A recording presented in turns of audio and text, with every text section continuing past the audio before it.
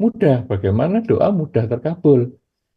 Kalau bagaimana agar doa cepat terkabul? Berarti kalimat pertama, bagaimana atau mengapa doa lambat terkabulnya? Ya, tapi oke lah, ini temanya cukup menarik sekali ya, tentang doa yang kok nggak terkabul-terkabul. Ini bagaimana?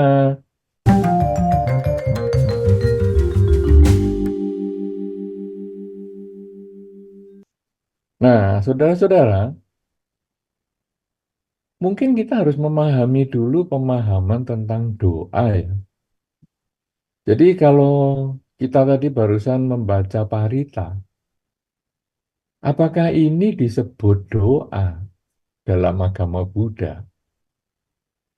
Karena kegiatan membaca parita ini kita jarang ya mengatakan ini sebagai doa.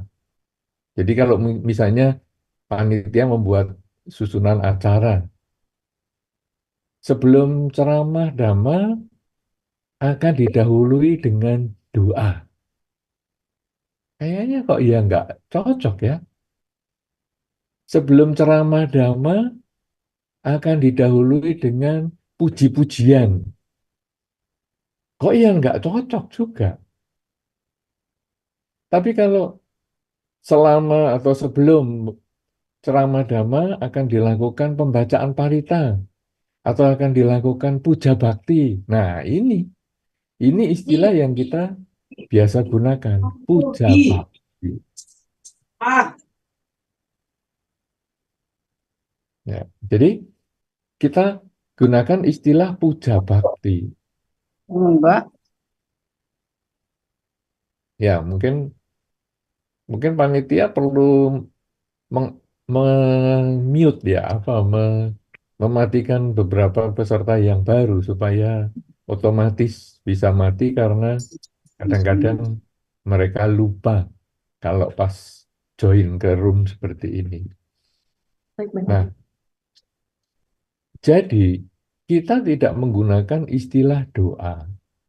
Upacara ritual kita biasanya kita gunakan istilah puja bakti. Puja berarti menghormat.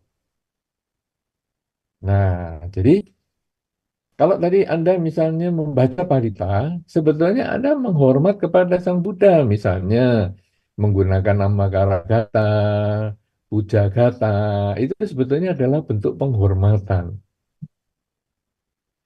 Kemudian bakti, puja bakti. Bakti di dalam Dharma adalah bagaimana kita bisa melaksanakan ajaran Sang Buddha di dalam kehidupan sehari-hari. Jadi kalau tadi misalnya membaca Manggala Sutta, Anda membaca Manggala Sutta menyatakan bahwa inilah berkah utama. Misalnya saja tidak bergaul dengan orang tidak bijaksana, bergaul dengan mereka yang bijaksana, menghormat mereka yang patut dihormat, itulah berkah utama. Nah, jadi artinya bagaimana? Kalau kita hanya membaca saja bahwa jangan bergaul dengan orang tidak bijaksana dan seterusnya, apa itu artinya? Tapi begitu kita mulai mau lakukan, kita langsung merenung. Apa sih yang disebut tidak bijaksana? Oh, yang disebut tidak bijaksana itu adalah mereka yang perilakunya banyak melanggar kesusilaan. Kesusilaan di dalam Dharma adalah mereka yang menjaga diri agar tidak melakukan pembunuhan, tidak melakukan pencurian, tidak melakukan perzinahan, tidak melakukan kebohongan, tidak melakukan mabuk-mabukan. Ini adalah yang disebut bijaksana, sehingga kita bisa bergaul kepada mereka. Sedangkan mereka yang sering melanggar kesusilaan, melakukan pembunuhan, pencurian, perzinahan, bohong, dan mabuk-mabukan, inilah yang perlu kita hindari. Jadi setelah kita memahami itu, maka kita melakukan bakti, yaitu menjalankan di dalam kehidupan sehari-hari. Nah, jadi kita umat Buddha itu ritual kita bukan disebut doa, tapi ritual kita disebut puja bakti. Nah, kemudian tema kita kali ini adalah doa. Mengapa doa sulit terkabul? Bagaimana agar doa cepat terkabul? Berarti doa ini bukan bagian dari ritual. Lalu doa ini muncul dari mana? Kalau di dalam Enggak kayak gitu. Nah, buka. Buka kan? kalau di dalam pengertian kamus besar bahasa Indonesia, doa itu lebih diartikan sebagai permohonan, harapan, nah, pujian, ya, permintaan. Jadi kalau kita tadi membaca parita, ini tidak ada yang disebut permintaan atau permohonan, tetapi pengulangan khotbah Sang Buddha. Kemudian kita memahami pengulangan itu, apa sih dulu Sang Buddha yang khotbahkan? Kemudian kita jalankan di dalam kehidupan sehari-hari. Nah, itulah ritual puja bakti. Tapi kalau doa itu berarti sekarang bukan bagian dari tradisi Buddhis. Doa ini menjadi bagian dari tradisi yang berkembang di masyarakat, di sekitar umat Buddha. Kemudian umat Buddha melihat, loh lingkungannya kok semacam itu, aku yang mau. Ah. Nah, jadinya umat Buddha lalu berdoa, ada permintaan, ada permohonan. Nah, sekarang problemnya adalah umat Buddha meminta kepada siapa? Dalam tanda petik, Nggak usah. siapa? Nggak usah.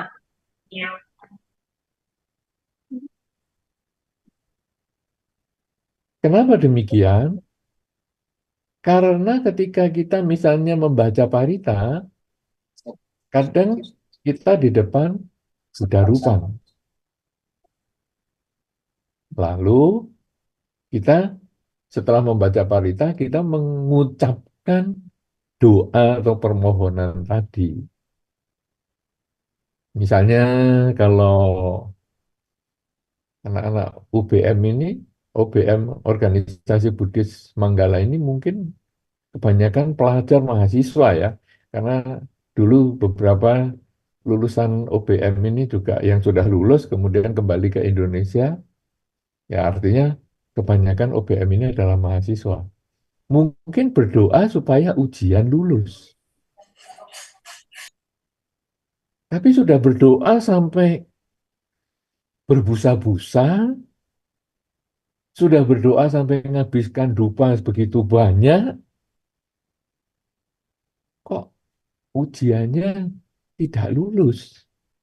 Wah, ini doa sulit terkabul ini. Nah, sekarang problem yang tadi saya sampaikan adalah kita doa kepada siapa? Mau minta lulus ini kepada siapa?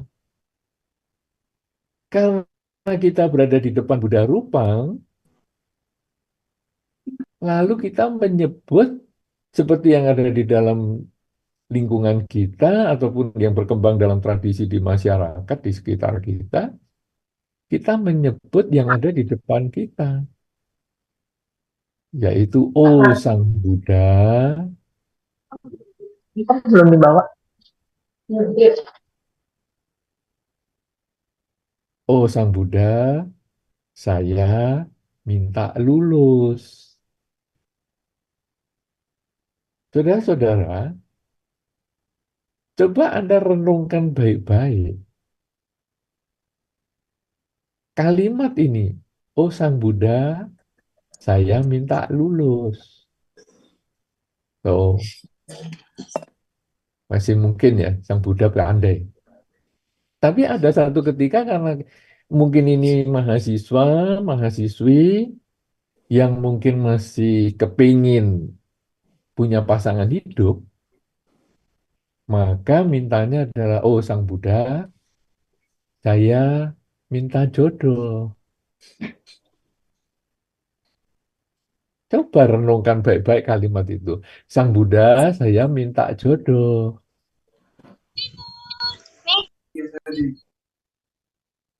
Kalau kita renungkan, Sang Buddha ini siapa?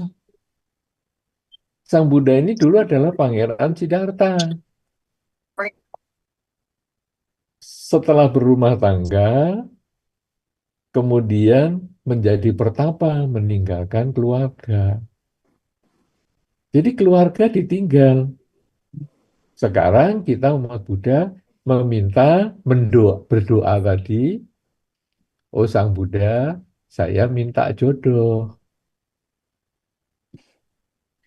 Seandainya, seandainya Sang Buddha bisa menjawab, seandainya bisa menjawab, apa yang akan beliau katakan ya? Mungkin salah satunya akan mengatakan, loh, keluarga saya saja saya tinggal kok kamu mintanya sama saya, minta jodoh. Kenapa? Karena memang nggak cocok. Oh, Sang Buddha, saya minta rezeki. Kalau seandainya Sang Buddha bisa menjawab, loh, dulu saya itu punya kekayaan 3 istana loh. Setiap musim saya punya istana yang berbeda. Itu pun saya tinggal. Kok kamu minta minta kekayaan sama saya? Ini kan jadi aneh. Nah, saudara-saudara, sekarang timbul problem. Lah umat Buddha kan punya keinginan, pengen lulus, pengen punya jodoh, pengen punya kekayaan, pengen sehat, pengen umur panjang.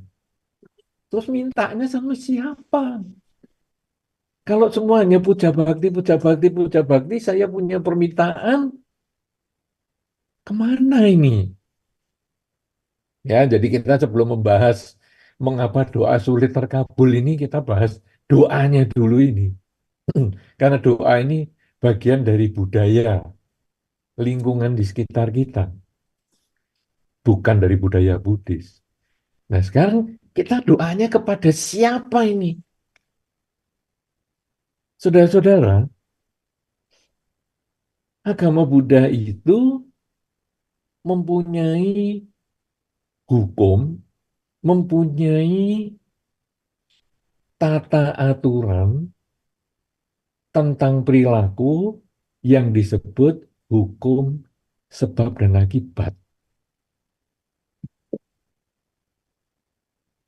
Apabila kita menanam padi, maka kita akan memanen padi juga. Apabila kita menanam jagung, kita akan panen jagung juga. Artinya, apa yang akan kita dapatkan, kita harus melakukan usaha terlebih dahulu. Jadi sekarang, kita misalnya berdoa, oh Sang Buddha saya minta lulus. Tapi tidak ada usaha untuk belajar.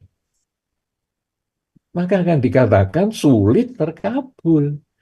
Karena kita membebankan ujian kita itu kepada Sang Buddha. Dalam tanda petik doa kita tadi. Jadi saya mau lulus, tolong dibantu. Kalau bisa saya nggak usah belajar, tolong besok lulus. Berarti kan Sang Buddha yang suruh ngerjain doa ujian kita itu. Sang Buddha, saya ingin dapat jodoh. Tapi kita tidak bergaul, kita nggak ada sosialisasi, kita tidak punya media sosial. Jadi kita suruh Sang Buddha untuk menjadi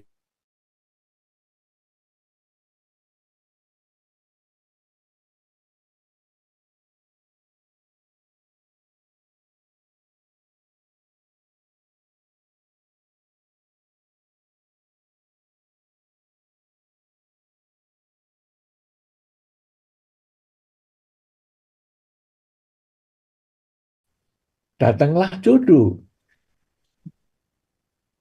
Ini kan tidak mungkin. Saya nggak tanam apa-apa, tapi saya dapat apa? Nggak mungkin. Ini kan bukan hukum alamnya. Sang Buddha saya pengen kaya, tapi nggak ada usaha. Nah kita kan menyuruh nyarikan duit untuk kita. Ini kan aneh. Nah, kita harus menyuruh-nyuruh Sang Buddha itu. Nah, oleh karena itu, berarti sekarang dalam hukum sebab dan akibat itu, kita waktu berdoa adalah merenungkan kebajikan apa yang sudah saya lakukan, sehingga saya layak mendapatkan kebahagiaan sebagaimana yang saya inginkan. Misalnya, saya ingin lulus. Kebajikan apa yang sudah saya lakukan sehingga saya layak untuk mendapat kelulusan? Yang nomor satu harus banyak belajar. Kalau tidak belajar, bagaimana bisa lulus? Saya ingin punya pasangan hidup. Usaha apa yang sudah saya lakukan supaya saya punya pasangan hidup? Ya harus punya media sosial, banyak pergaulan, sosialisasi, mudah diajak berbicara, diajak bergaul. Itu adalah usaha kita untuk mendapatkan pasangan hidup. Saya ingin kaya, silahkan. Umat Buddha boleh kaya. Nah, tetapi usaha apa yang kita harus lakukan supaya kita menjadi kaya? Ya kita harus berjuang, bekerja dengan keras, dengan giat. Kita tidak menyuruh Sang Buddha untuk nyarikan duit kita. Kita yang bekerja untuk menghasilkan uang sebagaimana yang kita harapkan. Loh, kalau gitu doanya nggak bermanfaat. Loh, doa tetap bermanfaat. Tetapi manfaat doa itu adalah mematangkan karma baik yang kita miliki. Saudara-saudara, di dalam pengertian Buddhis, lingkungan kita ini, walaupun kita tidak nampak, tetapi ada beberapa makhluk, katakanlah makhluk dari alam yang lebih tinggi, bisa terjadi yang kita sebut dengan makhluk alam dewa misalnya, itu ada yang bisa mengkondisikan kita untuk mencapai hasil sebagaimana yang kita harapkan. Nah, jadi misalnya saja di lingkungan kita ini, kita waktu membacakan harapan kita ya, saya ingin lulus dan sebagainya. Kemudian ada keluarga kita yang sudah meninggal, kemudian menjadi guardian angel atau sebagai pelindung kita. Karena kemelekatan dengan kita, misalnya mungkin orang tua kita, kakek nenek kita, karena sayang dengan kita. Kalau di dalam Dhamma kan ketika seseorang meninggal karena kemelekatan dengan sesuatu, misalnya dengan anaknya, dengan cucunya, dengan rumahnya, dengan segala macam, itu bisa terlahir di sekitar yang dia dekati atau yang dia lekati itu. Nah, ketika dia melekat dengan anak atau cucunya, maka dia terlahir di sekitar anak dan cucunya. Ketika anak dan cucunya ini ingin lulus dan dia sudah belajar, maka guardian angel ataupun makhluk yang berdekatan dengan kita ini ada kemungkinan memiliki kemampuan untuk mematangkan karma baik yang kita miliki sendiri. Sehingga mungkin ujiannya itu waktu kita belajar, seolah-olah kita ini bisa tahu, kayaknya ini besok nggak keluar nih. Yang bab ini aja yang saya pelajari. Sungguhan, yang kita pelajari itu yang besok keluar ujiannya. Jadi kita mudah sekali menjawab. Nah, itu terkondisi oleh kebajikan yang sudah kita lakukan. Jadi, selain saya belajar, saya juga banyak melakukan kebajikan. Kebajikan dengan pikiran, kebajikan dengan ucapan, kebajikan dengan perilaku. Itu yang mengkondisikan makhluk-makhluk di sekitar kita itu bisa membantu. Nah, itulah manfaat doa. Kalau doa tadi kenapa sulit terkabul? Karena mungkin kita kurang usaha. Yang kedua, kita kurang kebajikan yang kita miliki. Nah, kalau sekarang bagaimana doa supaya cepat terkabul? Ya, tentu kita harus ada usaha dan ada kebajikan yang kita lakukan. Nah, sekarang apa kebajikan-kebajikan yang kita bisa lakukan dalam kehidupan ini? Saudara-saudara, di dalam Dhamma ada berbagai kebajikan yang memungkinkan harapan kita itu bisa menjadi kenyataan. Nomor satu, kebajikan ataupun perilaku yang harus kita miliki adalah kita punya keyakinan yang kuat. Keyakinan apa ini? Keyakinan pada hukum sebab dan akibat. Sebab dan akibat perbuatan ini benar-benar menjadi tema di dalam Dharma. Jadi menanam padi tumbuh padi, menanam kebajikan tumbuh kebahagiaan, menanam kejahatan tumbuh penderitaan. Kita perlu punya keyakinan itu. Sehingga ketika saya melakukan banyak perbuatan baik, tetapi kok doa saya, dalam tanda petik tadi, harapan saya, doa saya, kok belum tercapai ya, kok belum terwujud ya, maka saya yakin bahwa ini bukan salah siapa-siapa, tetapi memang karena karma baik saya belum matang. Bahkan ada yang mengatakan, wah banyak orang berbuat baik malah hasilnya penderitaan. Tuh lihat tuh, orang-orang yang baik itu malah hidupnya pada menderita. Sebaliknya lihat yang sana itu. Orang yang jahat-jahat, malah hidupnya bahagia. Kadang-kadang kita melihat itu di dalam masyarakat. Membuat kita goyah. Wah, orang yang baik menderita.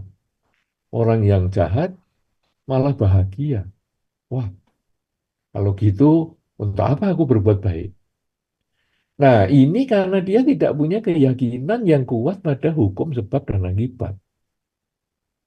Padahal kalau dia punya mengerti hukum sebab dan akibat, nah, tidak mungkin orang berbuat baik itu hasilnya penderitaan. Ini pasti buah kebajikan yang dia lakukan belum muncul. Yang muncul adalah buah kejahatan yang pernah dia jalani sebelumnya. Kalau orang baik masih memetik kejahatan, maka berarti kebajikannya masih kurang. Dia harus melakukan terus-menerus, sampai akhirnya nanti satu ketika kebajikannya berbuah, pasti dalam bentuk kebahagiaan. Sebaliknya, ketika ada orang jahat, kok hidupnya bahagia? Tidak mungkin di dalam hukum sebab dan akibat yang saya yakini, kejahatan itu membuahkan kebahagiaan itu tidak mungkin. Cuman sekarang kejahatan yang dia lakukan belum matang buahnya. Yang masih dia petik adalah buah kebajikan yang pernah dia lakukan. Kalau sekarang dia berbuat jahat saja buahnya masih banyak ke yang baik, apalagi kalau dia menambah kebajikan. Maka tentu pada satu ketika kebajikannya dia ini buahnya akan muncul menyambung kebahagiaan-kebahagiaan yang sudah dia alami. Jadi saudara, prinsipnya sekarang bagaimana doa berhasil dengan keyakinan ini, kalaupun kita sudah baik masih menderita, jangan menghentikan kebajikan kita. Sudah baik saja masih menderita, apalagi saya berhenti. Saya harus teruskan berbuat baik. Sebaliknya ketika ada kejahatan dan tetap bahagia, maka kita renungkan. Jahat pun masih bahagia, apalagi kalau berbuat baik. Tentu menjadi lebih bahagia lagi. Inilah keyakinan yang kita harus miliki sebagai modal untuk doa kita tercapai ataupun terwujud harapan kita. Selain kita punya keyakinan, maka kita tentu harus memiliki usaha yang keras untuk mewujudkan harapan kita itu. Tadi saya sudah sampaikan, ketika kita ini misalnya mau lulus ujian, maka kita harus usaha belajar. Bukan hanya dengan berbuat baik, ya saya akan memberikan parcel untuk dosen saya. Ini kan saya berbuat baik, tapi nggak belajar. Ya susah ya lulusnya, itu malah menyuapkan. Kan nggak bener ini. Jadi saya mau ngasih parcel, silahkan. Tapi saya juga harus belajar. Kemudian saya ingin dapat pasangan hidup, ya usaha tadi. Dengan membuka sosialisasi kita seluas-luasnya, bergaul ke masyarakat seluas-luasnya. Saya ingin kaya, ya saya harus bekerja keras semaksimal mungkin. Nah, tapi kebajikan itu juga dilakukan. Jadi kebajikan karena kita yakin bahwa kebajikan itu membuahkan kebahagiaan, kemudian kita ada usaha untuk mendukung kebajikan yang kita miliki. Kebajikan itu seperti membuat kita ada kesempatan ya. Jadi ada di dalam Dhamma disampaikan bahwa kesuksesan itu muncul kalau ada usaha dan ada buah karma baik atau buah kebajikan. Jadi di dalam Dhamma disampaikan begitu. Artinya apa? Anda sering melihat di dalam masyarakat orang yang usahanya keras, kerja keras pagi, siang, malam kerja terus, seumur hidup dia banyak kerja, tapi nggak sukses. Anda tentu sering melihat di masyarakat seperti itu. Di sisi yang lain, Anda juga sering melihat bahwa orang yang baik, baik perilakunya, baik ucapannya, baik cara perbuatannya ataupun cara berpikirnya, tapi yang nggak sukses. Jadi ada yang kerja keras nggak sukses, ada orang baik nggak sukses. Kenapa? Karena kesuksesan itu harus gabungan keduanya. Baik dan kerja keras. Kerja keras ini kalau ditambah dengan kebajikan, dia akan membuka kesempatan. Jadi misalnya kerja kerasnya itu kemudian dia akhirnya dihubungi dengan orang yang bisa meningkatkan kualitas ekonominya, kemandirian ekonominya dengan lebih baik dan sebagainya, perkenalannya dengan orang menjadi lebih banyak dan sebagainya. Nah, jadi kebajikan ini membuka jalan, memberi kesempatan untuk usaha itu berhasil. Nah, sekarang selain punya keyakinan, kemudian kita juga punya usaha yang keras, maka kita sekarang punya kualitas batin, yaitu punya rasa malu untuk melakukan hal yang buruk. Saudara-saudara, terutama kita umat Buddha, kita hendaknya masing-masing menjaga perilaku kita sebagai umat Buddha. Karena umat Buddha ini adalah sebetulnya tidak terlalu banyak di dalam masyarakat. Kadang-kadang ada loh dalam satu keluarga yang umat Buddha cuma kita sendiri satu, itu juga ada.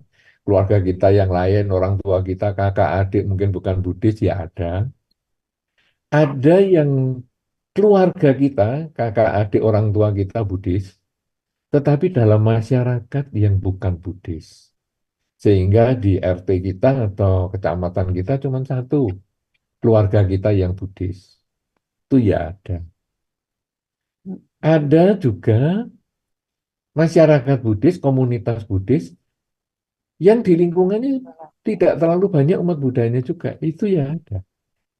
Nah, saudara-saudara, lingkungan kita yang bukan Buddhis, itu kalau melihat kita, itu seperti contoh ajaran Sang Buddha itu bagaimana diterapkan oleh umatnya. Karena mereka tidak banyak ikut pembacaan parita seperti yang tadi dilakukan oleh para mahasiswa yang tergabung dalam OBM ini. Mereka tidak ikut dalam kebaktian. Mungkin mereka juga tidak banyak membaca buku-buku agama Buddha. Mereka mungkin juga tidak nanti menonton dokumentasi acara ini. Tidak punya kesempatan ataupun ya tidak begitu berminat. Tetapi mereka melihat orang-orang Buddhis itu bagaimana di lingkungannya. Kalau di lingkungannya orang-orang Buddhis ini baik, maka dia punya kesan agama Buddha itu baik. Tapi kalau dia melihat umat Buddha ini kelakuannya kok jelek ya, entah satu orang ataupun keluarga Buddhis ataupun ke satu komunitas Buddhis kok jahat-jahat dan sebagainya, orang lalu melihat agama Buddha ini jelek. Nah, jadi artinya saudara, kita masing-masing ini adalah wakil agama Buddha. Kalau di dalam bahasa yang lebih keren, kita ini sebetulnya adalah Dharma Duta. Masing-masing kita adalah Dharma Duta. Dharma Duta bukan hanya penceramah. Dharma Duta bukan hanya penulis buku. Tapi Dharma Duta itu kita masing-masing ini. Dengan perilaku kita, cara berbicara kita, kemudian cara berpikir kita. Jadi, selain kita punya keyakinan yang kuat tentang hukum sebab dan akibat, kita ada usaha yang keras untuk menanam kebajikan, maka yang ketiga tadi adalah kita harus punya rasa malu untuk melakukan kejahatan. Hal yang tidak baik dengan perilaku, tidak baik dengan ucapan, tidak baik dengan cara berpikir, karena kalau saya melakukan hal yang tidak baik tersebut, bukan hanya saya yang terkena pengaruhnya, tetapi agama Buddha juga terpengaruh. Sehingga saya kalau berbuat baik dengan pikiran, ucapan, dan perilaku, saya juga membantu meningkatkan nama baik agama Buddha. Tetapi kalau saya kurang bisa menjaga perilaku saya, maka saya juga mengurangi nama baik agama Buddha. Oleh karena itu, saudara-saudara, itu menjadi satu tanggung jawab bagi kita bersama untuk menjaga nama baik agama Buddha, yaitu dengan malu berbuat hal yang tidak baik. Jadi kalau kita mau melakukan kebajikan, Lakukanlah semaksimal mungkin karena Anda membawa nama besar agama Buddha. Tapi kalau mau berbuat kejahatan, ingat baik-baik, tahan, jangan lakukan, karena kita juga membawa nama besar agama Buddha. Kalaupun bukan agama Buddha yang besar, keluarga kita pun terbawa. Nama leluhur kita pun terbawa. Karena kalau kita berbuat baik, biasanya keluarga ataupun lingkungan akan mengatakan, anaknya siapa tuh ya kok baik banget ya? Nah, jadi keluarga kita terkena itu. Anaknya siapa nih? Kelakuannya baik, cara berbicaranya baik, cara berpikirnya baik, anaknya siapa ini? Tapi kalau kelakuan kita buruk, yang kena juga keluarga. Anaknya siapa sih? Jelek sekali orang itu. Wah, kasihan ya. Papa mamanya sebaik itu kok anaknya begini. Itu kalau papa mamanya baik. Tapi kalau papa mamanya tidak baik, ya pantas lah anaknya memang seperti itu. Lah memang papa mamanya juga begitu. Lah itu memang kejahatan warisan keluarga itu seperti itu. Akhirnya kita akan menjelekkan keluarga kita juga dengan perilaku kita ini.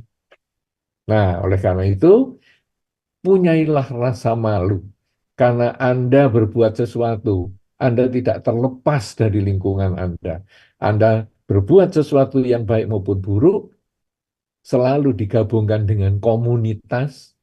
Ini komunitas Buddhis kok kayak gitu kelakuannya. Wah, kalau komunitas Buddhis memang pantas ini kelakuannya gitu. Kita ada komunitasnya, ada keluarga juga begitu. Wah, keluarganya siapa ini? Kelakuannya gitu. Mantap nih keluarga yang baik. Kita terbawa seperti itu. Oh, ini bangsa Indonesia ya, kelakuannya wah bagus banget nih. Wah, ini memang mencerminkan bangsa yang baik. Nah, ini sebetulnya kita yang harus punya tanggung jawab, punya rasa malu. Malu melakukan hal yang buruk, kita didorong untuk melakukan yang baik. Punya keyakinan, perilaku, selalu melakukan usaha yang keras, semangat, kemudian malu berbuat hal yang tidak baik, kemudian yang keempat adalah takut melakukan hal yang tidak baik. Takut itu bukan karena orang luar, takut bukan karena tanggung jawab tadi terhadap keluarga, ataupun tanggung jawab terhadap bangsa, terhadap agama, dan sebagainya. Tapi takut itu tanggung jawab pada perbuatan kita sendiri. Karena di dalam Dhamma tadi kita sudah sampaikan, siapa yang menanam dia pasti akan memanen. Jadi, sekarang kalau saya melakukan hal yang baik, pasti buahnya kebahagiaan itu pada saya. Kalau saya melakukan kejahatan, buahnya juga pasti kembali ke saya. Saya memaki orang, maka makian itu satu ketika pasti juga akan saya petik buahnya.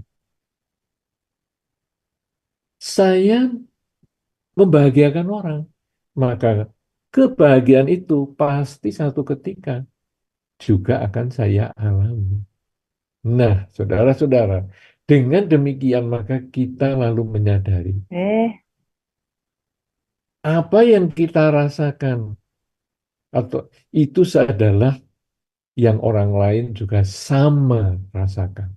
Kalau saya tidak mau dicubit, jangan nyubit orang lain. Kalau saya ingin dicintai, marilah kita mencintai orang lain, menyayangi orang lain. Inilah hukum sebab dan akibat yang membuat kita takut untuk melakukan yang buruk. Nah, saudara-saudara, kalau sudah demikian, maka kita sudah tidak berpikir lagi yang lain-lain, tapi sekarang saya, wow, ini kalau saya berbuat hal yang buruk, bukan hanya di kehidupan ini saja saya mengalami beban, tetapi di kehidupan-kehidupan mendatang saya tetap memetik buah perilaku saya. Sebaliknya, kalau saya melakukan banyak kebajikan, maka bukan hanya di kehidupan ini saya memperoleh kebahagiaan, tapi juga di kehidupan-kehidupan mendatang saya juga memperoleh kebahagiaan. Karena itu, saya layak untuk takut akan akibat kejahatan, sehingga saya menolak melakukan kejahatan. Saya bersemangat untuk melakukan kebajikan. Nah, saudara-saudara, kalau kita sudah punya keyakinan, kita punya semangat untuk berbuat, kemudian kita punya rasa malu untuk melakukan kejahatan, takut akan akibat kejahatan, kemudian sekarang saya harus punya perhatian yang kuat, konsentrasi yang kuat pada apa yang saya lakukan, saya ucapkan, dan saya pikirkan.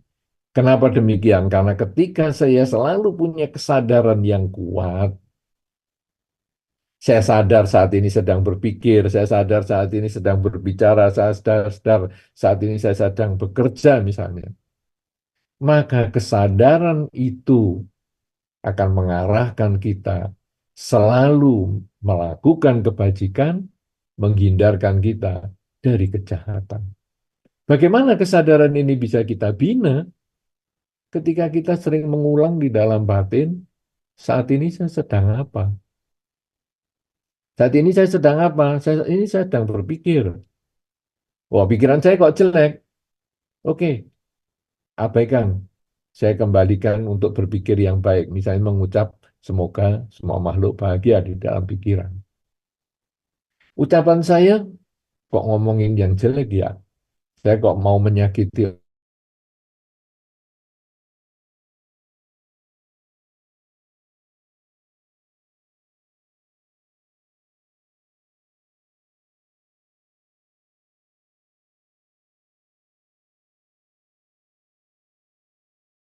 kejahatan. Saya harus hentikan. Saya sadar saya sedang berpikir baik. Ayo kembangkan pikiran baik yang positif ini. Pengulangan kalimat yang baik, semoga semua makhluk bahagia, atau memikirkan hal-hal yang positif yang lain. Ayo kita kembangkan. Ucapan, saya punya ucapan yang baik. Bisa memberikan nasihat, bisa menenangkan teman saya yang sedang stres misalnya. Bisa menenangkan teman saya yang sedang emosi misalnya. Kalau begitu, aku harus sering melakukan ucapan-ucapan yang baik seperti ini. Perilaku yang baik, saya suka membantu teman saya suka membantu orang tua saya. Saya ulang-ulang. Kesadaran inilah yang penting kita miliki di dalam kehidupan kita. Sering mengatakan dalam batin, saat ini saya sedang apa? Saat ini saya sedang apa? Kalau Anda sering mengucapkan itu, maka Anda bisa menghindari hal yang buruk dan selalu mengulang hal yang baik. Kemudian kita juga perlu mengembangkan konsentrasi. Jadi, kita fokus pada apa yang sedang kita kerjakan. Kesadaran yang tadi, saya sudah sadar sedang berpikir, saya sadar sedang berbicara, saya sadar sedang bekerja. Ini harus dipertahankan untuk waktu yang lama. Jangan cuma sadarnya 2 menit, kemudian 24 jam sisanya tidak ada kesadaran sama sekali. Tapi kita harus berusaha dari 2 menit ini kalau bisa menjadi 3 menit, 4 menit, 10 menit, sehingga kalau bisa sepanjang waktu selalu sadar. Nah, jadi kita terus kembangkan kesadaran ini dengan kekuatan konsentrasi kita supaya kesadaran kita ini menjadi lebih maksimal.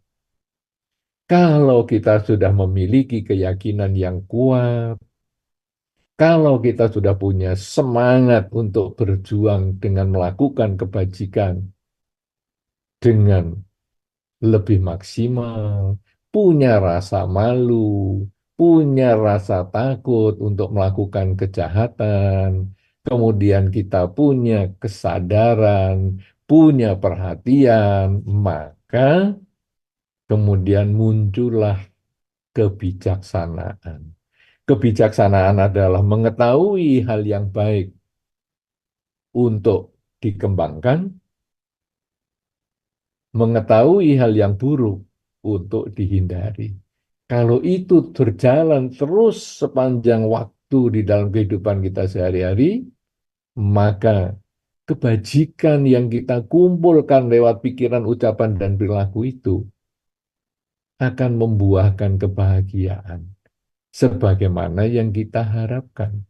Dengan demikian, maka dikatakan doa kita terkabul. Dari mana doa kita bisa tercapai, doa kita bisa terkabul? Dari buah perilaku kita sendiri. Oleh karena itu, saudara-saudara, kenapa kalau kita tadi pertanyaannya di dalam tema kita adalah kenapa doa sulit terwujud atau terkabul? Karena kadang kita hanya meminta, tidak ada usaha. Ingin panen, tidak ada tanaman. Nah, bagaimana supaya doa menjadi lebih mudah tercapai atau terwujud adalah dengan melakukan tanaman kebajikan semaksimal mungkin, sebagaimana yang tadi saya sampaikan, sehingga hasilnya nanti apa yang kita inginkan akan menjadi terwujud, menjadi kenyataan. Inilah yang menjadi awal diskusi kita dalam kesempatan ini. Dalam tema kita adalah mengapa doa sulit terkabul dan bagaimana agar doa cepat terkabul. Mudah-mudahan ini bisa memancing diskusi yang menarik untuk pendalaman agar kita juga memahami bahwa doa bukan bagian dari budaya Buddhis, tapi kita lebih cocok dengan puja bakti. Memuja, menghormat, tapi sekaligus juga berbakti, mewujudkan penghormatan kita dalam perilaku kebajikan di kehidupan sehari-hari, karena kita masing-masing adalah bertanggung jawab sebagai Dharma Duta yang membantu melestarikan Dhamma di kehidupan sehari-hari. Terima kasih dan saya kembalikan kepada pembawa acara kita. Terima kasih, semoga bermanfaat.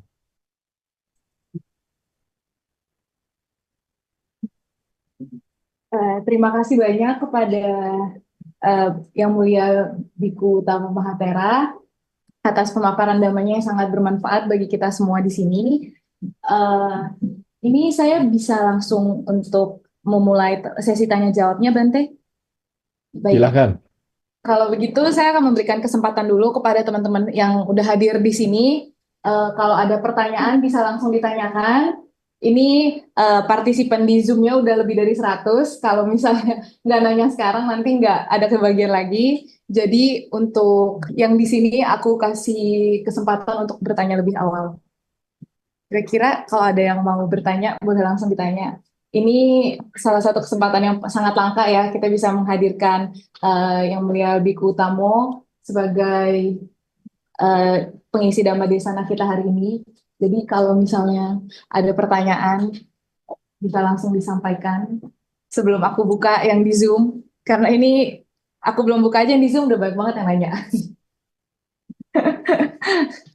Ayo, nggak usah malu-malu. Kalau ada yang punya pertanyaan,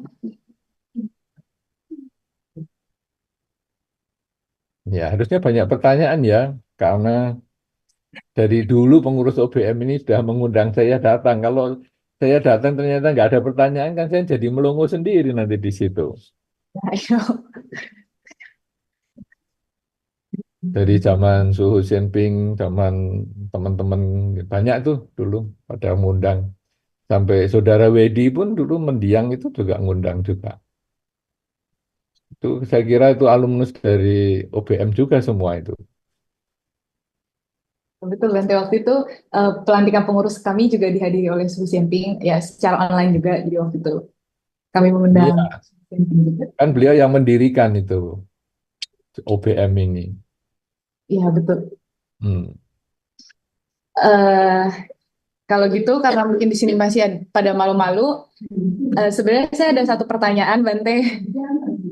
Silakan. Kalau misalnya nih, kan kalau misalnya di agama lain atau misalnya bahkan kalau misalnya ilmu-ilmu hitam lain gitu kan ada tuh kayak misalnya kita berdoa atau misalnya kita mengharapkan orang lain untuk celaka gitu. Nah, kalau misalnya di agama Buddha ini kan tentunya kita nggak boleh dong doain orang lain untuk terjadi hal-hal buruk kepada orang-orang tersebut gitu kan. Tapi kalau misalnya di agama Buddha sendiri, kira-kira untuk melihat hal-hal seperti ini, misalnya orang yang nyumpahin orang lain atau misalnya orang yang berdoa, maksudnya kan ada juga nih misalnya orang yang diperlakukan secara tidak adil, dia untuk balas dendamnya, jadi dia misalnya berdoa setiap hari, misalnya dia berdoa setiap hari ke wihara. dia berdoa supaya orang tertentu yang memperlakukan dia tidak adil, misalnya cepat meninggal atau misalnya terjadi kecelakaan gitu. Nah, kalau dari pandangan agama Buddha ini seperti apa, Bante? Apakah doa-doa seperti ini akan terkabul juga gitu? Iya.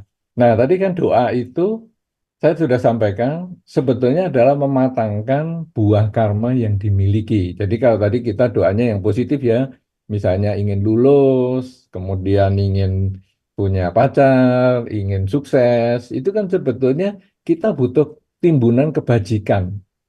Makanya yang tadi saya sampaikan adalah cara-cara menambah kebajikan supaya kalau kita doa, yaitu merumuskan harapan kita itu, kita bisa terwujud.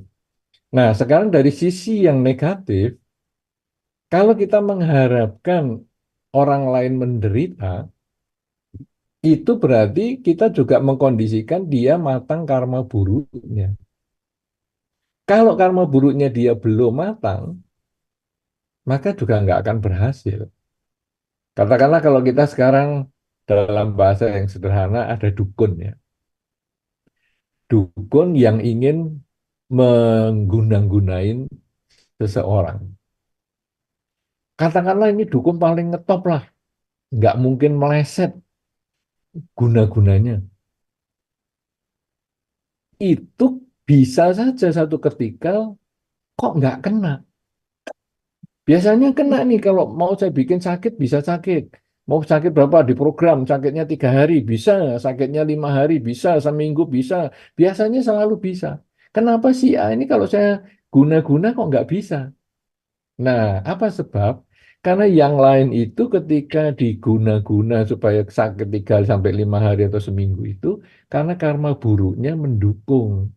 Jadi orang yang diguna-guna itu sudah punya timbunan karma buruk yang dipercepat matangnya sesuai dengan pengharapannya. Nah, sebaliknya yang tadi kok meleset nih kenapa? Karena karma buruknya belum mencukupi. Masih banyak karma baiknya. Sehingga guna-gunanya dikatakan, kalau dalam bahasa tema kita, tidak terkabul. Doa negatifnya tidak terkabul. Kenapa? Karena karma buruknya tidak mencukupi. Nah, sekarang tadi Anda bertanya, saya umat Buddha, saya mendoakan orang supaya dia menderita. Bagaimana ini? Ketika saya berpikir untuk membuat dia menderita, saya sudah bikin karma buruk sebetulnya. Jadi sebelum saya mendoakan dia buruk, saya sudah karma buruk dulu di pikiran. Kemudian tadi dikatakan, wah tiap hari baca parita untuk biar si A sakit misalnya. Berarti dia mengulang-ulang karma buruknya ini sepanjang hari. Kalau si A itu tidak sakit karena karma baiknya banyak, si A-nya tidak sakit, kitanya sudah berbuat karma buruk terus. Jadi yang satu ketika kita akan memetik buah karma buruk kita sendiri tadi. Si A belum sakit, kita sakit sendiri. Makanya ada yang mengatakan doa yang jelek kalau kepada orang baik balik. Anda kan pernah dengar juga tuh istilah semacam itu kan? Nah, kenapa? Karena yang mendoakan jelek itu dia sudah berpikir jelek dulu, berbicara jelek, berperilaku jelek. Apalagi dia ngomongkan sama orang lain, itu loh aku doain itu biar dia mati umurnya pendek dan lain-lain. Itu sudah berpikir jelek terus. Nah, kalau seandainya si A itu memang punya timbunan karma baik, wah dikatakan doanya dia terkabul. Tapi artinya apa? Dia sudah berpikir jelek, dia melakukan perbuatan buruk terus, akhirnya si A sakit dan dia bahagia. Bahagia di atas penderitaan makhluk lain. Dia berbuat buruk lagi. Akhirnya dengan mendoakan orang berbuat buruk itu atau mendoakan orang jelek itu, dia berbuat buruk dan berbuat buruk. Tapi sekarang ada teman Anda yang sakit, si A sakit. Kemudian Anda mendoakan supaya si A sembuh. Anda bisa bayangkan itu. Ketika Anda melihat teman Anda sakit, Anda, aduh kasihan ya. Ah, ayo kita bikin kumpul-kumpul, bacakan doa untuk bersama supaya dia sembuh. Nah, Anda sudah mendukung pikiran yang positif. Kemudian Anda mengajak teman-teman Anda untuk membaca doa bersama-sama. Berarti Anda mengkondisikan teman-teman berbuat baik, Anda sudah berbuat baik lagi. Kemudian si A itu sembuh sungguhan teman Anda karena timbunan karma baiknya sudah mencukupi. Dan Anda berbahagia, teman-teman Anda juga berbahagia. Itu yang kita si A yang kita doakan itu akhirnya sembuh. Anda berbuat baik lagi. Nah, jadi kalau sudah berpikir begitu, kita timbul kebijaksanaan kan? Enaknya mau milih apa? Mau memilih saya mengharapkan si A sakit atau saya mengharapkan si A sembuh? Lah, tapi saya nggak benci sekali sama si A. Benci sama si A, renungkanlah keyakinan tadi. Yang pertama kan kita punya keyakinan ya, sebelum tadi tentang usaha yang penuh semangat tadi. Keyakinan bahwa saya tidak cocok dengan si A. Ada kemungkinan karena tanaman karma buruk di kehidupan yang sebelumnya. Kalau begitu, kenapa saya harus di kehidupan ini saya menanam karma buruk yang baru? Sudahlah, enggak usah. Dulu saya lahir ya enggak kenal dia, masa sekarang enggak kenal dia juga menderita. Ya sudahlah, abaikan aja. Nah kan kita bisa berpikir netral begitu, daripada menjahati dia. Tapi begitu ada yang ingin kebahagiaan, ayo kita lakukan doa bersama-sama. Itu yang akan mengkondisikan kita hidup bahagia. Begitu kira-kira apa cukup atau masih kurang penjelasan saya? Cukup Bente, sudah sangat cukup. Hmm. Terima kasih banyak Bente. Untuk pertanyaan selanjutnya dari teman kita di sini juga ada yang mau bertanya lagi. Ayo, silakan. Jadi kan aku pernah ditanya temanku yang agama lain, mereka ingin eh, tahu tentang agama Buddha. Terus mereka bertanya bahwa pencipta kalian tuh siapa? Karena waktu itu kan kita ke restoran, terus mau makan, mau pesan makanan, terus tapi ikannya itu masih masih hidup. Terus aku bilang aku nggak makan, gitu. Karena di agama kami itu termasuk membunuh. Terus mereka kayak nggak percaya gitu. Mereka bilang Tuhan menciptakan kita karena kita anak kesayangan mereka gitu. Terus mereka tanya siapa yang menciptakan kalian?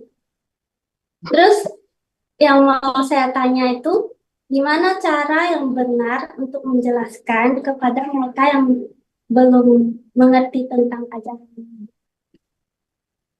Ya, sebetulnya jawabannya ini agak panjang ya. Jadi kalau Anda pada saat itu, siapa yang menciptakan kalian? Yang menciptakan saya ya orang tua saya lah.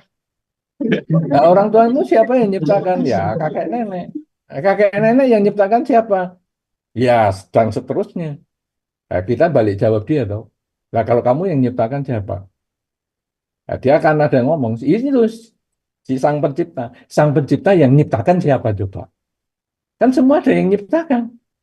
Lah sang pencipta yang menciptakan siapa? Nah, kan akhirnya malah jadi perdebatan. Terus perdebatan, lah ini kan ikannya jadi dingin, ini nggak jadi dimakan dong. Nah, jadi akhirnya kita enggak sampai kita harus membahas seperti itu. Kita ngomong saja konsep Dharma itu tidak sama. Agama Buddha itu bukan penciptaan. Cuman begini ya, di dalam hidup ini saya itu mengukur dengan diri saya. Kalau saya tidak ingin dicubit, saya jangan nyubit orang.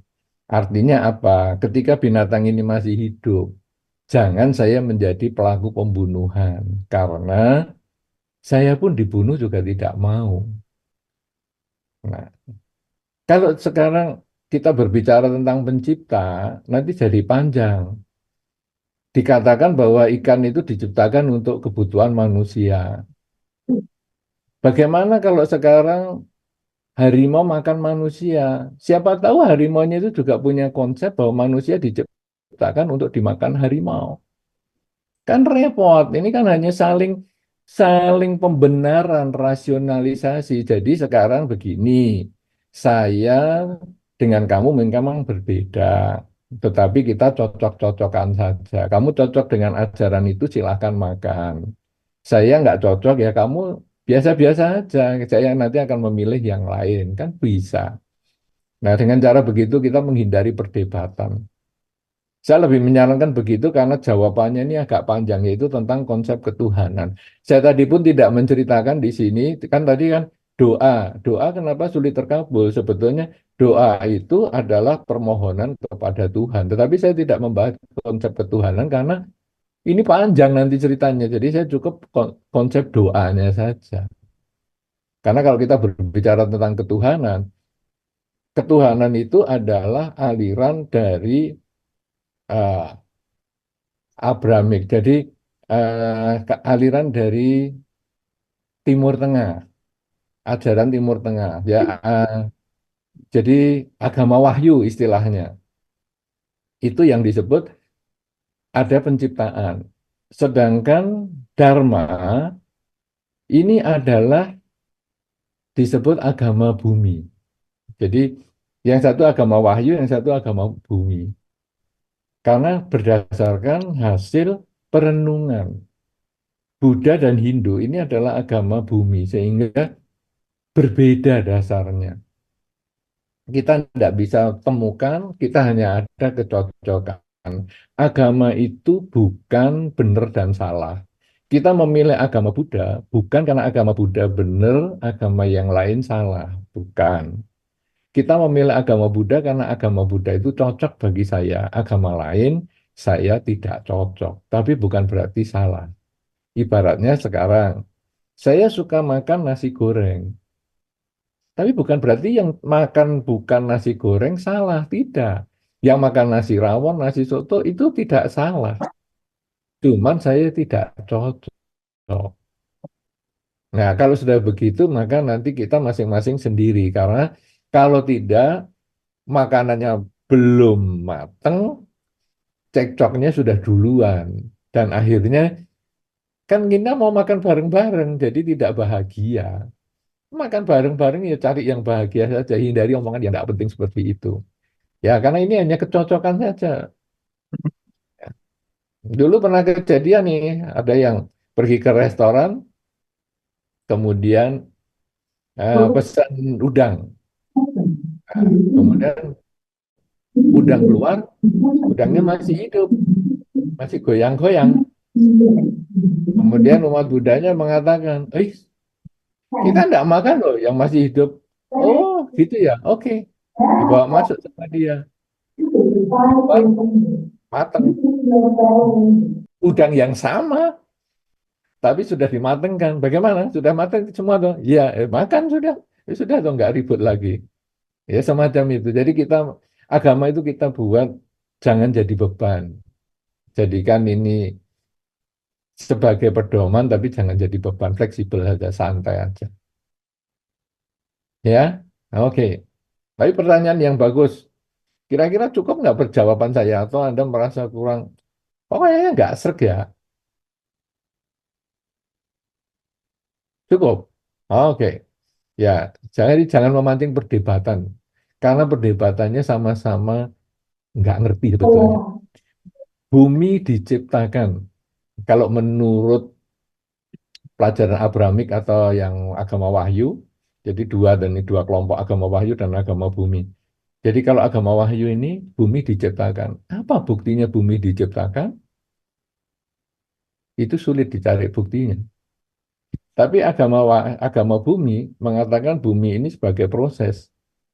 Apa buktinya bumi sebagai proses? Ya juga sama-sama tidak ngerti. Makanya di dalam Dhamma dikatakan pembahasan semacam ini sudah tidak membawa kesucian, menghabiskan waktu, kebenarannya nggak jelas. Karena bumi ini kalau menurut Dhamma sudah muncul tenggelam kiamat terbentuk sudah puluhan kali sehingga tak terhingga waktunya. Jadi sulit untuk diketahui awal mulanya. Ya, gitu ya. Oke. Baik, terima kasih banyak Bante. Ayo, ada lagi yang dari sini mau tanya? Oke, silakan.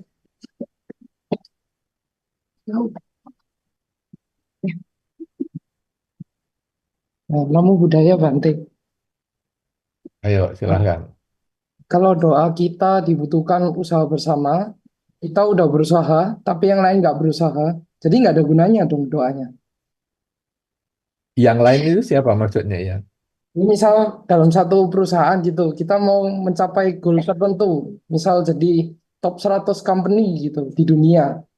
Tapi kita doang yang berusaha, yang lain nggak berusaha gitu. Apakah bisa terkabul doa? Nah, sekarang begini, kalau dalam satu company, kita sebagai pemilik, kalau kita punya karma baik yang cukup, orang lain mau doa atau tidak bisa mengubah jalan company kita ini. Dia berdoa, dia nambahi kelancarannya, dia tidak berdoa, dia tidak terlalu menghalangi kelancaran usaha karena kebajikan yang kita miliki sebagai owner besar. Tapi kalau kebajikan yang kita miliki itu kecil, kempis-kempis, wah kita perlu doa ini. Begitu doanya kurang, walaupun usahanya kuat, kadang-kadang ya sulit. Tadi kan kita sebut sukses itu dua hal ya, usaha dan kebajikan. Kebajikan ini salah satunya doa, tapi salah satu, bukan satu-satunya. Jadi di dalam Dhamma pernah disampaikan begini ya, kita ada batu dilempar kemudian Anda berdoa supaya batunya timbul. Anda doa sampai sampai habis-habisan itu batunya itu tidak akan muncul kalau Anda tidak usaha. Nah, jadi company Anda itu modelnya gimana? Kalau company Anda itu sudah memang utangnya sudah banyak, sudah mau merosot seperti batu yang sudah mau tenggelam, kemudian Anda doa habis-habisan, ya tidak akan bangkit lah. Walaupun karyawan Anda 10.000 doa bareng, tidak akan bangkit. Tapi kalau company Anda itu memang memang ibaratnya kalau tadi kan batu dilempar ke sungai tenggelam ya. Sekarang kayu dilempar ke sungai. Nah, kayunya memang terampung. Ya doanya lancar, kayunya juga oke. Jadi semua juga ada tergantung pada kebajikan yang kita miliki juga sebagai ownernya. Jelas ya? Jadi kalau kalau sekarang ada anggota Anda yang tidak berdoa atau apa, tidak masalah kalau memang karma baik Anda mencukupi. Anu Itu Modana. prinsip. Oke, terima kasih Anu Modana Bante atas jawabannya. Kesempatan terakhir untuk yang di ruangan ini. Oke. Oke. Bagus nih, banyak pertanyaan saya suka loh. Berarti aku mau tanya kalau misalnya kita kita nggak bermaksud untuk berbuat karma buruk itu, tapi kita dengan tidak sengaja menyakitkan orang lain, apakah itu termasuk karma buruk kita? Karma itu adalah niat.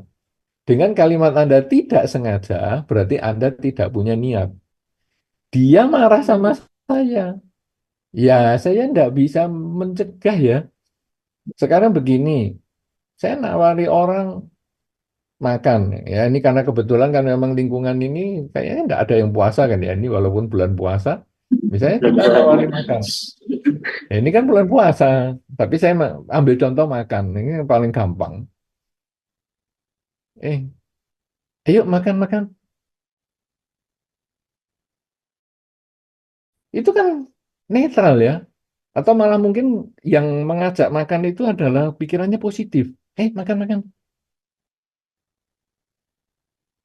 Tapi kalau dipandang negatif, bisa. Orangnya lalu marah. Dikiranya saya kalau nggak ke sini nggak bisa makan ya. Loh, saya bagaimana bisa mengendalikan orang nggak sakit hati? Itu kan benar-benar di luar kekuatan saya, di luar kehendak saya. Jadi saya, maaf ya kalau sampai tadi saya misalnya menyinggung kamu, dianggap kamu kalau nggak ke sini nggak bisa makan, maaf ya. Tapi saya sebetulnya tidak punya niat untuk itu, berarti Anda nggak salah. Tapi kalau memang Anda tahu, kayaknya dia ini memang butuh makan. Belum makan tau kamu, ayo makan-makan sini. Ya, seolah-olah Anda itu memang menghina, merendahkan. Nah, itu berarti Anda punya niat memang negatif, karma buruk. Karma adalah niat. Kalau Anda tidak punya niat, tidak. Misalnya Anda duduk, Anda duduk di kursi nih, kemudian ada semut mati karena Anda duduki. Anda tidak melakukan pembunuhan. Karena pembunuhan itu Anda tahu ada makhluk, ada niat untuk membunuh, dan ada usaha melakukan, dan akhirnya mati makhluknya. Tapi kalau Anda tidak tahu dan Anda duduk, tahu-tahu ada ada semut atau ada kupu-kupu atau apa, Anda tidak melakukan pembunuhan. Begitu ya, semua tergantung niat. Makanya benar-benar jaga kesadaran Anda, sadar saat ini saya sedang apa, itu penting sekali tadi yang salah satu syaratnya, supaya ketika saya sadar, saya kok mau nyakiti orang ya, nah ini tahan. Saya kok ingin membantu, membahagiakan orang ya, ayo lakukan itu. Itu kesadaran, pikiran, ucapan, dan perilaku. Oke?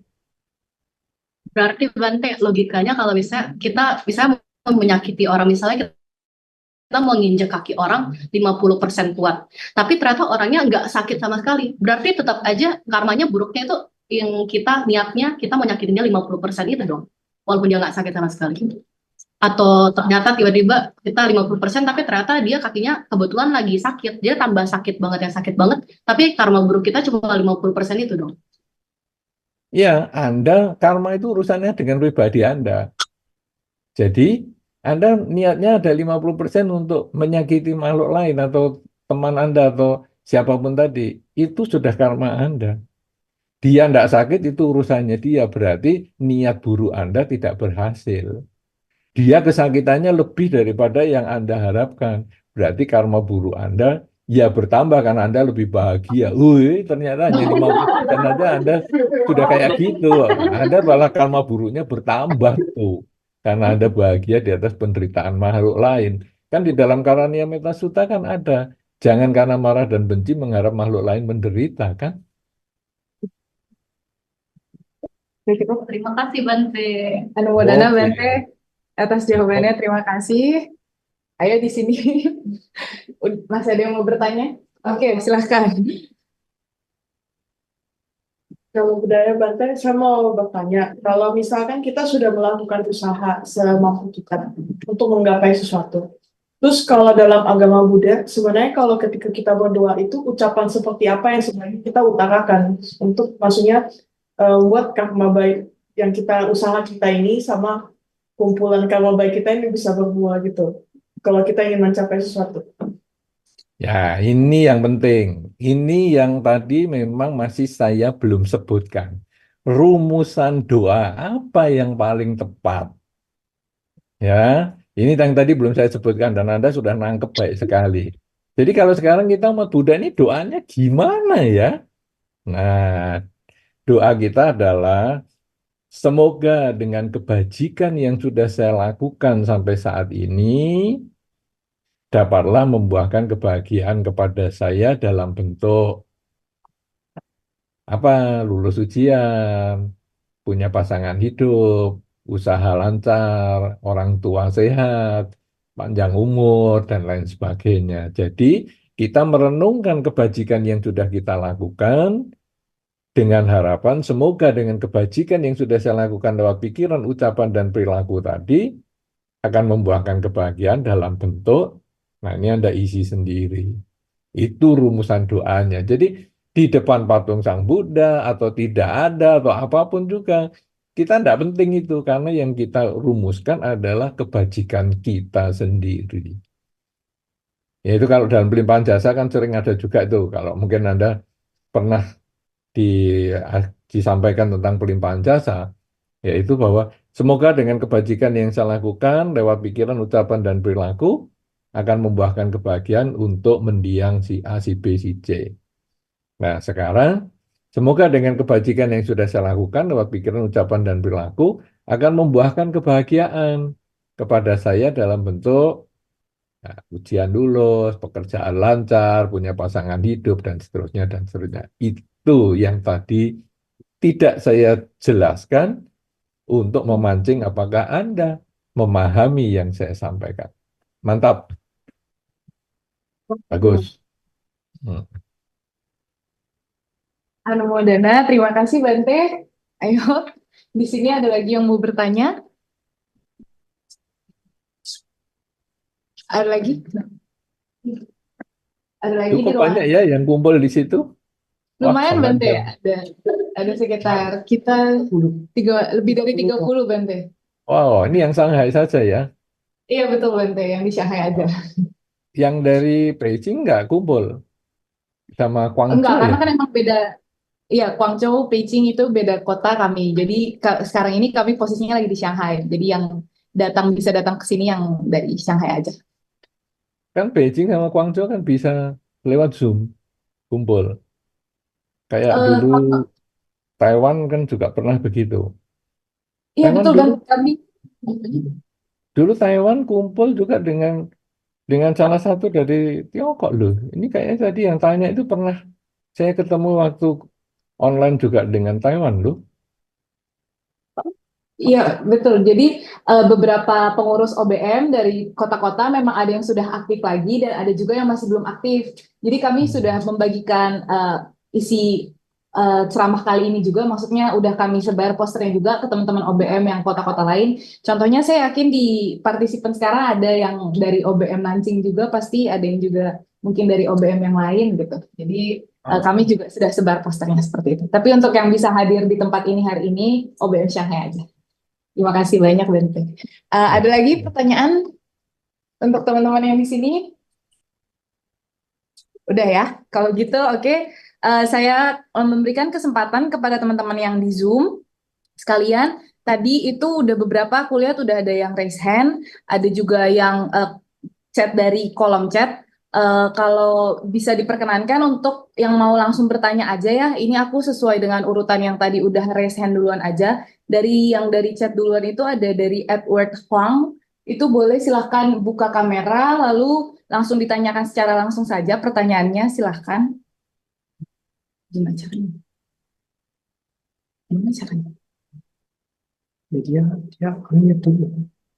Eh, kepada saudara Edward Huang bisa dipersilahkan kalau masih ada untuk nggak ada ya. Oke. Nanti yang bisa. Kalau begitu saya unmute sesuai yang tadi raise hand duluan ya dari Harita. Silakan kalau ingin bertanya secara langsung bisa langsung buka Terima kamera. kasih, Wandami Bante. Bante tadi ada sebutin beberapa kali tentang Hiri dan Otapa ya.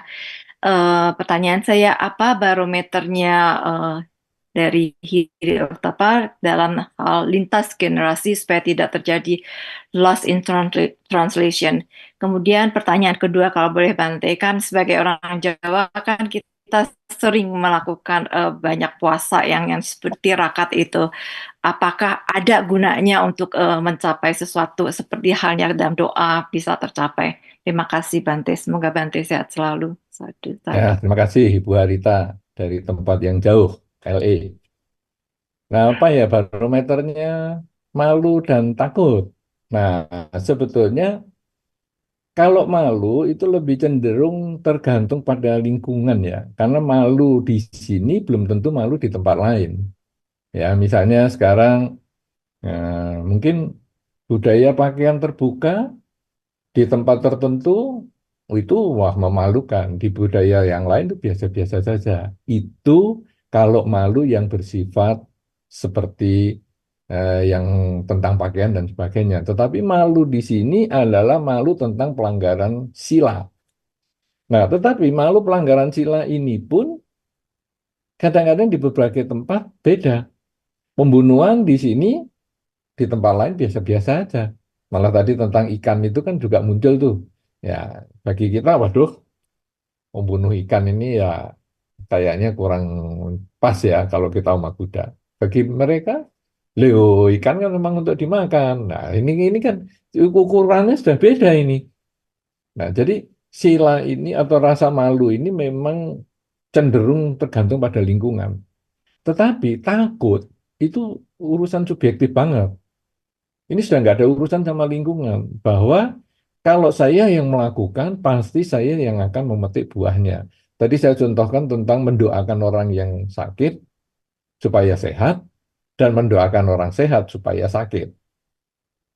Nah, itu kan sangat berhubungan dengan pribadi kita. Mendoakan orang sehat supaya sakit, berarti saya sudah bikin karma buruk. Ini urusan di tempat ini apakah berbeda dengan di tempat lain, memalukan atau tidak, ini sudah nggak ada urusan lagi. Tapi ini berhubungan dengan tanggung jawab pribadi. Sehingga barometernya apa ini sekarang?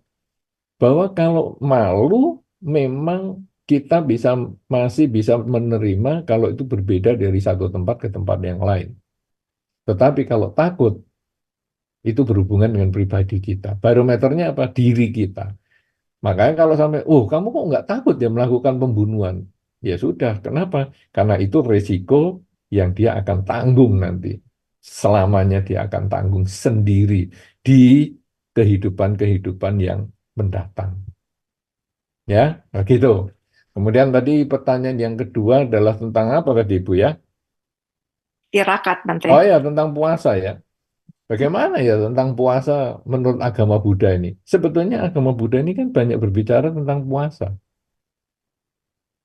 Kalau kita menjalankan 8 sila, 5 sila ini kan masih biasa ya. Tidak membunuh, tidak mencuri, tidak berzina, bohong, dan mabuk-mabukan ini biasa.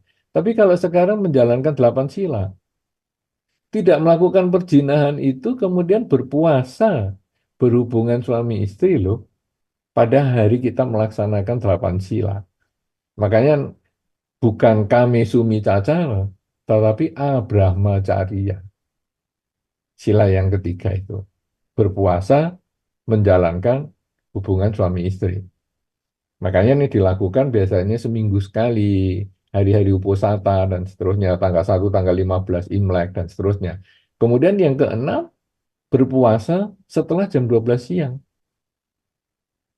Nah, berpuasa itu artinya adalah bahwa saya ada makanan tapi tidak makan. Saya ada pasangan hidup tapi saya tidak menggunakan fasilitas yang saya biasa lakukan.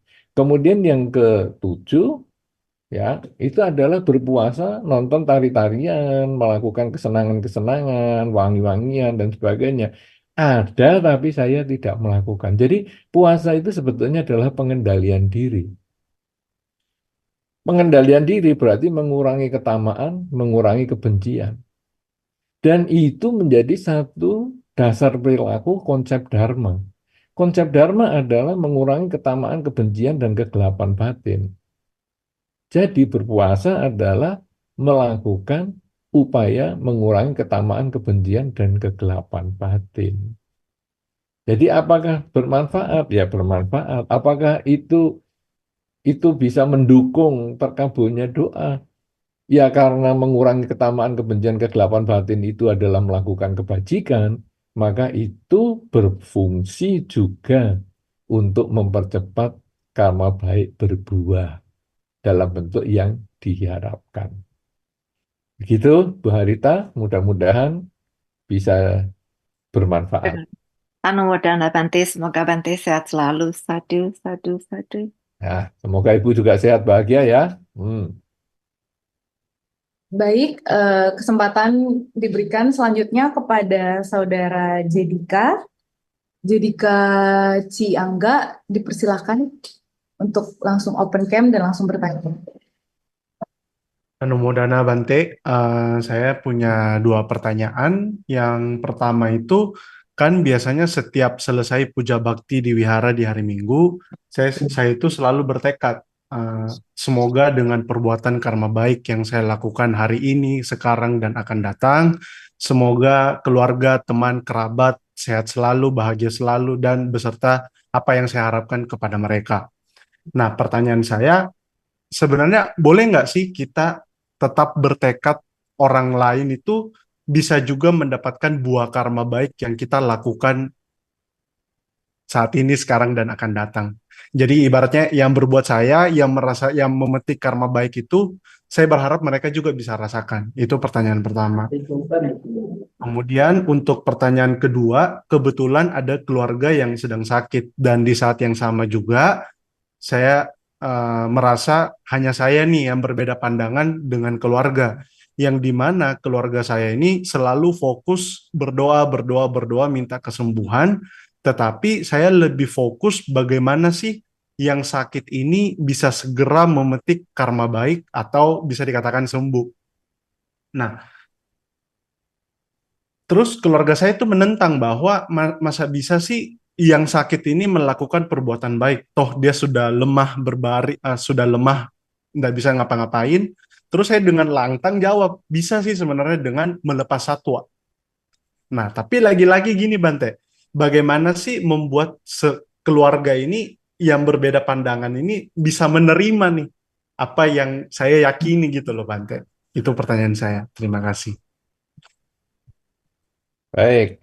Nah, ini pertanyaan menarik ya. Jadi sekarang saya kalau habis baca parita apa-apa mengucapkan tekad ini sebetulnya tadi sama dengan yang disampaikan teman kita yang dari Shanghai tadi, yaitu tentang formulasi doa. Kalau tadi formulasi doanya kan bagaimana ya supaya saya sehat dan sebagainya. Sebetulnya kurang lebih sama, cuman sekarang formulasinya kita mengatakan begini. Semoga dengan kebajikan yang sudah saya lakukan hari ini, ya, di masa sekarang maupun masa depan tadi yang Anda sampaikan, masa depan sebetulnya Anda belum melakukan kebajikan loh ya. Mungkin Anda lebih cocok ya, mungkin dari kehidupan-kehidupan yang lampau sampai saat ini akan membuahkan, akan mengkondisikan karma baik si A berbuah dalam bentuk seperti ini. Misalnya karma baik, eh, semoga dengan kebajikan yang sudah pernah saya lakukan, dengan dana sila dan samadhi dari kehidupan-kehidupan yang lampau sampai saat ini akan mengkondisikan karma baik orang tua saya berbuah dalam bentuk sehat dan panjang umur. Kita hanya bisa menyampaikan seperti itu, tetapi nanti orang tua kalau punya karma baik yang mendukung, karena doa ini tadi kan sebetulnya mengkondisikan karma seseorang berbuah ya. Kalau orang tua punya karma baik yang mendukung, maka dia bisa berbuah. Kenapa? Karena kita kan anaknya si orang tua ini. Karena kita punya karma baik, maka orang tua jadi panjang umur kan kita juga karma baiknya berbuah. Nah, tetapi kalau orang tua ini karma baiknya kurang mendukung, ya tentu saja doa itu menjadi tidak tercapai. Jadi kita juga memahami itu kan, karena tadi di dalam keyakinan itu kita yakin pada hukum sebab dan akibat. Bahwa saya sudah melakukan yang terbaik, kalau nggak ada hasilnya, ya ini tentu karena karmanya yang belum berhasil atau belum mendukung. Ya, ini bisa untuk orang lain. Tapi ini adalah bagian dari tradisi ya. Jadi di dalam ajaran agama Buddha sebetulnya yang ada hanya pelimpahan jasa untuk orang yang meninggal, yaitu semoga dengan kebajikan yang saya lakukan akan membuahkan kebahagiaan untuk mendiang si A.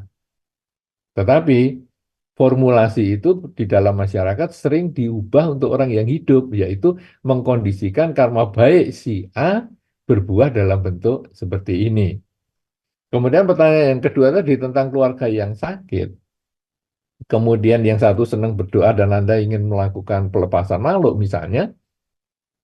Kalau orang lain tidak setuju, Anda berilah Anda sebagai contoh saja. Kenapa? Karena Anda masing-masing ini kan Dharma Duta, punya tanggung jawab sebagai Dharma Duta. Kalau belum bisa dijelaskan, ya Anda memberi contoh, tidak usah emosi. Sama dengan tadi urusan makan ikan hidup atau mati tadi. Nanti akhirnya kita malah berdebat, ego kita yang meningkat, malah tujuan kita tidak tercapai, dan pandangan tentang agama Buddha menjadi negatif. Agama Buddha kok maksain ya? Nah, ini kan kita menjadi jelek agama Buddhanya. Justru kita mengatakan, oke, kalau kamu nggak mau pelepasan malu, nggak apa-apa. Dengan berbagai macam alasan, silahkan, nggak apa-apa. Saya akan melakukan sendiri supaya si A yang sakit ini memperoleh kesembuhan sesuai dengan keyakinan yang saya miliki. Itu kan sama dengan kalau kita berdoa di perusahaan atau di mana kan mengatakan, marilah kita berdoa sesuai dengan keyakinan masing-masing. Kan kita nggak maksa. Marilah kita berdoa sesuai dengan keyakinan saya. Awas ya, yang lain jangan ikut-ikutan. Ya, kan nggak mungkin.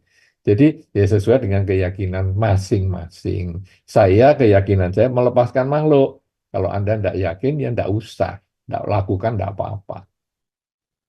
Begitu ya. Cukup jelas ini terjawab? Oke. Oke, Nama mudah Anda bagus sekali itu. Namanya. Oke, silahkan. Terima kasih Bante. Hmm. Oh, yang tanya masih banyak, waktunya tinggal pendek. Bagaimana ini solusinya? Eh, mohon tanya Bante, kira-kira sampai jam berapa bisanya? Nah, terserah apa ini tiga penanya ini kita selesaikan terus sudah atau masih di situ yang berkumpul 30 orang masih ada yang tanya bagaimana atau terserah Anda. Anda kan yang punya kuasa tentang waktu. Oh, baik Bante. Kalau gitu mungkin kita terima satu penanya lagi kali ya. Tadi sesuai urutan yang raise hand aja. Selanjutnya itu Saudari Sufia, apakah masih ada di Zoom meeting ini? Kalau masih ada, oh silakan bertanya, dibuka kameranya lalu langsung bertanya kepada Bante. Saudari Sufia.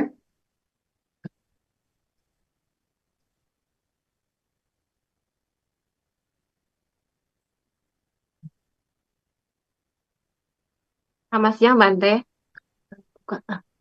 Bante, saya kan di kantor tuh kan ada temen sebelah. Soalnya kedengaran nggak, Bante? Dengaran, silakan. Begitu kan saya mikir, sebelah saya ini kan agak nggak cocok gitu, Bante, sama saya.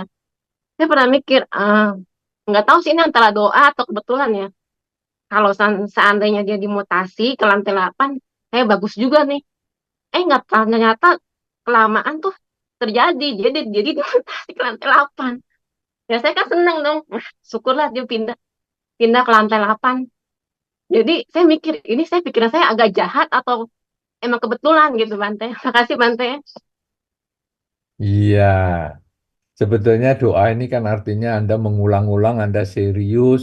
Semoga teman saya ini segera pindah ke lantai yang lain. Nah, itu namanya doa. Tapi kalau hanya sepintas, aduh aku kok nggak seneng ya sama si A ini. Sudahlah, mudah-mudahan nanti pindah ke lantai 8. Ya, itu sih sebetulnya hanya ketamaan sesaat pada kenyamanan.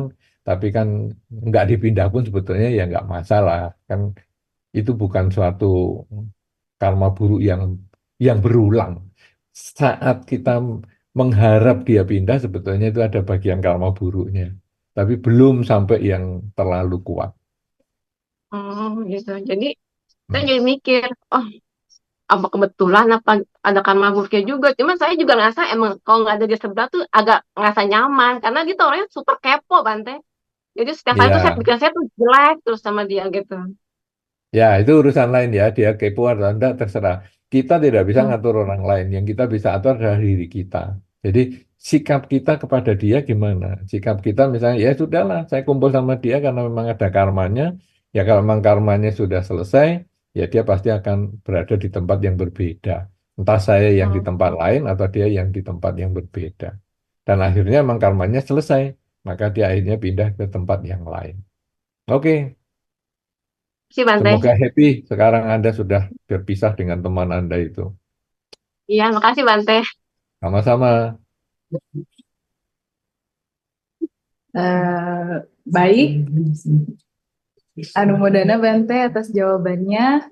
Mungkin karena yang tadi sebelumnya agak sebentar, kita terima satu pertanyaan lagi, boleh Bante? Silahkan. Oke. Sesuai urutan yang tadi udah raise hand lagi, dari Saudari Michelle CA, apakah masih ada di sini? Silakan on cam lalu langsung bertanya kepada Bante. Saudari Michelle, kami persilakan. Halo? Saudari Michelle? Oh, mungkin sudah nggak ada. Kita lanjutkan ya. Ke urutan selanjutnya, Saudari Linawati. Apakah masih ingin bertanya? Silahkan langsung on cam lalu bertanya. Selamat siang Bante. Perkenalkan Bante, saya Lina. Saya mau bertanya Bante, saya juga minta maaf belum bisa on cam karena internetnya kurang stabil. Pertanyaan saya adalah ketika kita itu dihadapkan oleh pilihan Bante yang sama-sama baik. Jadi kita itu berharap atau punya harapan ya Bante, kayak misal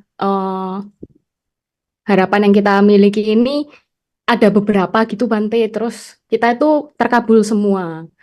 Nah, ketika kita dihadapkan oleh limit kita punya waktu yang terbatas, terkadang kan kita harus memilih salah satu di antara yang paling baik gitu Bante.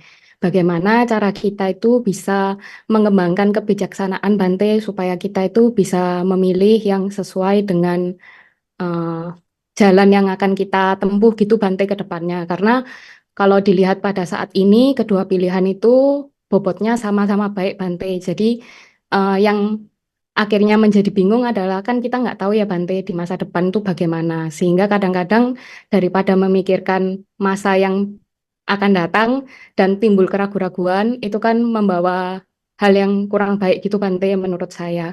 Menurut Bante, bagaimana cara kita mengembangkan kebijaksanaan supaya bisa memilih pilihan yang baik gitu Bante. Terima kasih. Baik. Sepertinya suara orang Jawa Tengah ya, dari Pekalongan atau Semarang atau mana ini. Ya, aksennya kok seperti dari sana.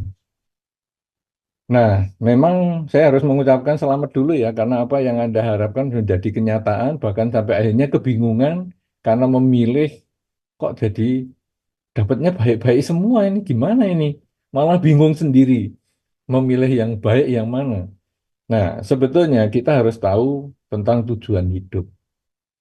Bahwa apa yang tadi ada di pilihan itu semua adalah berbicara tentang bagaimana kita mencapai tujuan hidup.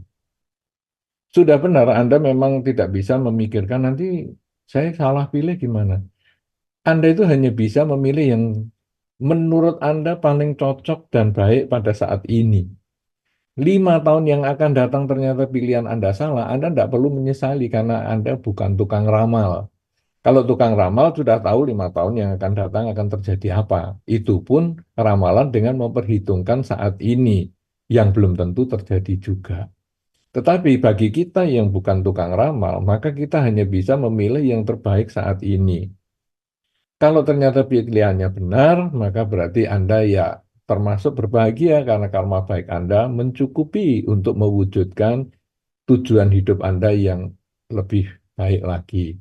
Tapi kalau ternyata pilihan Anda salah, Anda juga harus merenungkan bahwa memang saya bukan tukang ramal, sehingga pada saat itu dulu saya putuskan, saya menganggap itu yang terbaik. Jadi, bagaimana saran saya? Sekarang ada dua pilihan yang baik, sama-sama baik.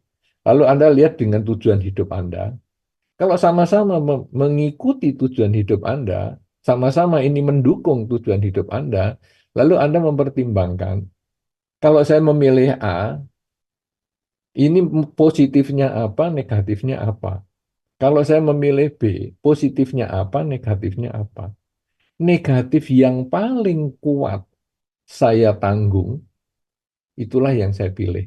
Jadi saya tidak berbicara tentang yang baik-baik, tapi saya berbicara tentang yang risikonya. Risiko terburuk yang saya sanggup, itu yang saya pilih. Misalnya sekarang saya memilih pasangan hidup. Dua-duanya orangnya baik. Dua-duanya sama-sama ganteng. Dua-duanya sama-sama kaya, karena ini kebetulan yang tanya adalah perempuan ya. Jadi saya berbicara seperti itu. Ya, dua-duanya ganteng, dua-duanya pandai kerja, dua-duanya kaya. Wow, milihnya susah ya ini ya. Nah, tapi sekarang kita berbicara tentang kejelekan mereka. Kejelekan mereka apa? Yang satu suka terlambat, yang satu cerewet. Apa yang harus saya lakukan? Kalau saya orangnya gupuan atau saya ini suka gelisah, maka kalau saya ketemu dengan orang yang suka terlambat, saya bisa stres. Jadi saya milih yang agak cerewet saja. Tapi kalau saya agak setengah cuek orangnya, saya dimaki ya santai, saya bisa senyum-senyum. Ya saya juga milih yang cerewet ini. Jadi Anda tinggal memilih yang paling jelek yang menurut Anda bisa Anda tanggung. Saya memang kalau kerja agak lambat. Kalau gitu saya memilih yang sering terlambat saja. Saya kebiasaannya kalau make up agak lama dan sebagainya, ya sudahlah, saya milih yang terlambat. Karena sama-sama gantengnya, sama-sama kayanya, sama-sama pinter kerjanya, Anda jadi bingung milih yang baik ini. Anda pilihlah negatifnya dan yang paling Anda tahan untuk bisa jangka panjang. Mungkin itu salah satu caranya ya. Tentu banyak sekali, tapi karena waktunya juga sudah mepet sekali, saya kira mudah-mudahan ini bisa menjadi sedikit pedoman untuk Anda memutuskan hal yang sama-sama baiknya tadi.